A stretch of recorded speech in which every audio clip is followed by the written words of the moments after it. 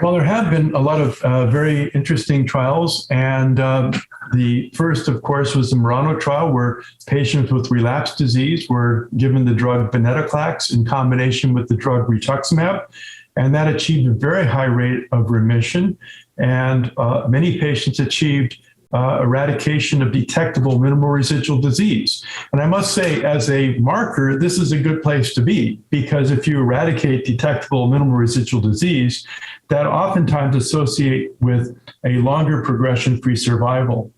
And on top of the Murano study, there have been now other studies combining Venetoclax with the drug Obinutuzumab or Gazyva. And this drug is another anti-CD20 antibody.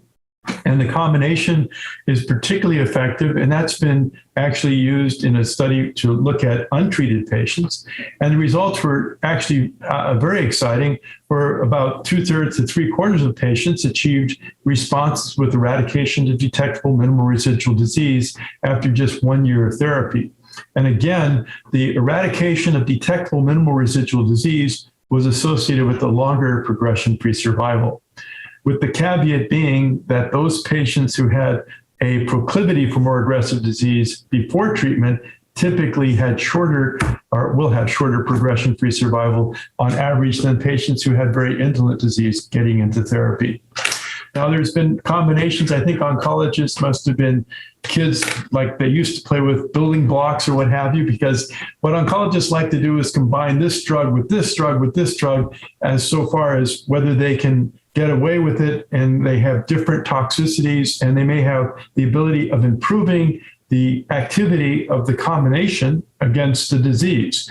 And so now combination trials, including the drugs that I mentioned earlier, the BTK inhibitors, ibrutinib or acalabrutinib with Venetoclax, those studies are ongoing. And I think the addition of an anti-CD20 on top of that has been tried with a so-called triplet, where you have an anti-CD20 antibody, a BCL2 inhibitor, and a BTK inhibitor. So I think this combination is very exciting. However, I must say, in the early data that we see, we're still not able to clear minimal residual disease in a sizable fraction of patients. That is about 25 to 30%, even if you pile on everything that we have. And so this represents a challenge, because these patients may actually have relapsed disease within a relatively short time. And therefore, we need to figure out how we can go the distance and eradicate minimal residual disease in nearly all patients, if not all patients. We haven't got there. And I think we have to see whether these newer BTK inhibitors, including the ones that are not relying on a covalent bond with BTK. There's one protobrutinib, which is now being widely investigated, which is a non-covalent BTK inhibitor that appears to have excellent activity in patients as a single drug. Whether this combined with the Venetoclax, the BCL2 inhibitor, may achieve a greater degree of response in patients with this disease, that remains to be seen. My hunch is that the similar mechanisms of actions of these whole category of drugs, namely inhibiting this enzyme BTK, and the category of drugs that inhibit BCL2, maybe still we have to look further for other drugs to be incorporated to be able to go the distance. So there are newer drugs that are coming out, newer agents that might be able to inhibit other members of the BCL2 family, such as MCL1. But we have to be a little careful, because these BCL2 proteins are also involved in the maintenance of survival of normal cells. So if you pile on too much with the non-specific BCL2 family member inhibitors, you might get some toxicity, including toxicity against cells that you depend on. For example, a precursor to Venetoclax was Venetoclax, and this was like a bad antagonist, not bad in the terms of being bad, but there's a molecule called BAD which inhibits BCL2 family members. And so this inhibits not only BCL2, but BCLXL and BCLW. And the problem there with that drug is that when you use the drug, you actually shorten the survival of platelets, which ordinarily live 10 days in the blood And with this drug, you shorten it to maybe a day or two, and the marrow has to work harder to make the platelets, but you have a dose response effect in lowering the platelet count when you use this drug. And I think that represents a challenge because you can only go so far in that direction. We have to start thinking about other avenues. Now, there are a lot of different targets that are very exciting. We've been spending a lot of time working on this one target called ROR1, which is a embryonic protein, which is expressed in early development.